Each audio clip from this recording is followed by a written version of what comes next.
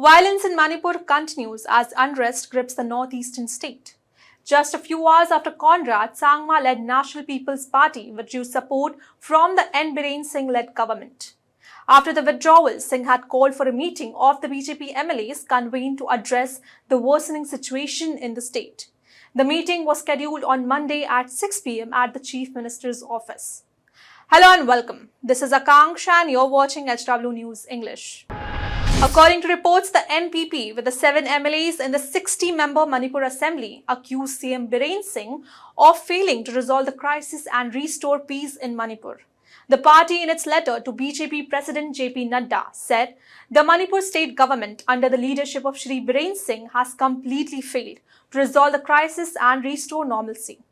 Keeping the current situation in mind, the National People's Party has decided to withdraw its support within the immediate effect.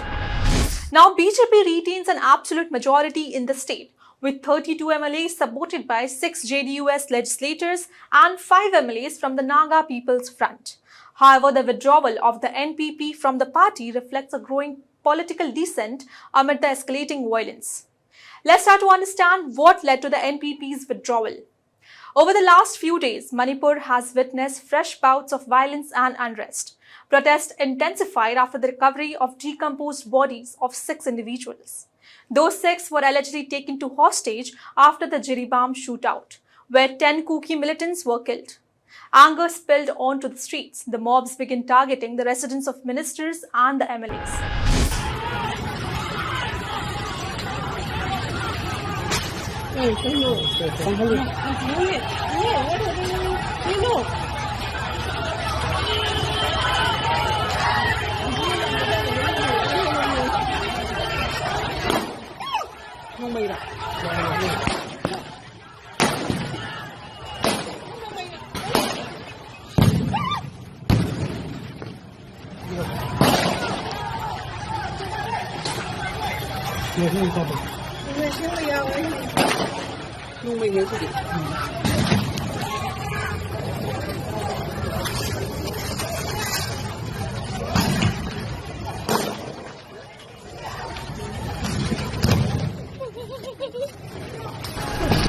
Amidst this tension continues to simmer in the Imphal Valley.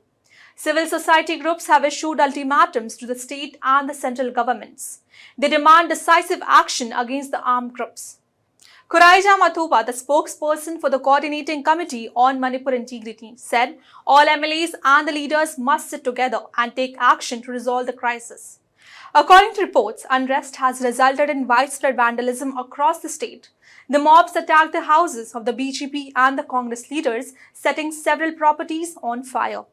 The ancestral residence of the Public Works Department Minister Govindas Konthaujam was torched, among the properties of 4 other legislators.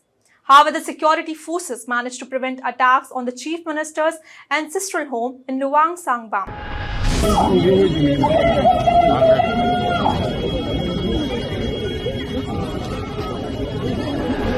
The violence have not even spared the political leaders. In Jiribam, offices of both the BJP and the Congress were ransacked.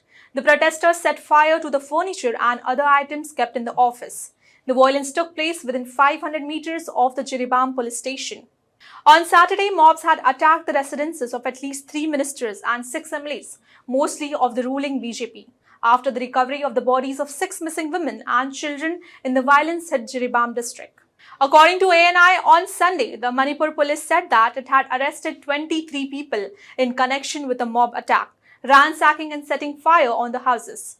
The police have seized 1 .32 pistol, 7 rounds of SBBL and 8 mobile phones from the possession. Now let's start to understand the impact on civilians amid the rising tensions. Fresh violence and the unrest-like situation in Manipur has left civilians in fear and chaos. Over the weekend, the discovery of bodies, a Methi family, including a woman and children, added to the tension.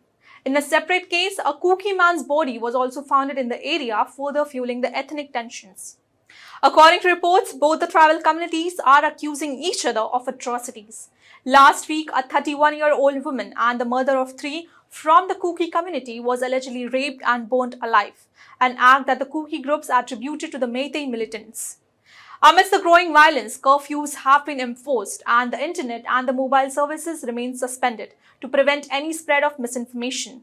Security forces have been deployed all over the area to maintain peace and order. Meanwhile, the opposition has sharply criticized the BJP-led government. The leader of opposition, Okram Singh, called for collective responsibility, stating that if the resignations can help to resolve the crisis, we are ready for it. He also added that the state and the central government must take accountability for the breakdown of constitutional machinery. Furthermore, Congress President Mallikarjun Kharge accused the BJP of deliberately allowing Manipur to burn for political gains. Kharge said the BJP's divisive politics have caused unimaginable pain and division in Manipur. People will never forgive or forget the Prime Minister Narendra Modi left them fend for themselves.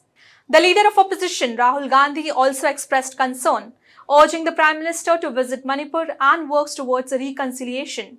Rahul Gandhi further said, the continued bloodshed is deeply disturbing. The government must take every effort to restore peace. Amidst the ongoing troubles, Union Home Minister Amit Shah held an emergency review meeting on Sunday to assess the situation. He directed all the officials to take all the necessary measures to restore peace in the state. Shah cancelled his rallies in the poll-bound Maharashtra and headed a review meeting again on Monday. In order to bring the situation under control, top officials from the Central Reserve Police Force have been rushed to Manipur. Despite such high measures, the situation still remains volatile. Security forces have intensified patrolling the parts of Imphal and increased deployment at many parts of residence and the legislators, as well as major roads leading to the Secretariat, State BJP headquarters and the Raj Bhavan. It's been over a year now since the Manipur has been grappling with ethnic violence. The violence began in May 2023 with clashes primarily between the Meitei and the Kuki communities. The conflict rooted in the demands of scheduled tribe status by the Meitei and the opposition from the Kukis, which resulted in hundreds of deaths and the displacement of thousands. As Manipur burns, the question remains, firstly, how did the situation escalate to this point? Secondly, why have been the repeated calls for action gone unheeded? Lastly, and most importantly, what steps will the government take to heal the scars of the state and bring peace and order in Manipur?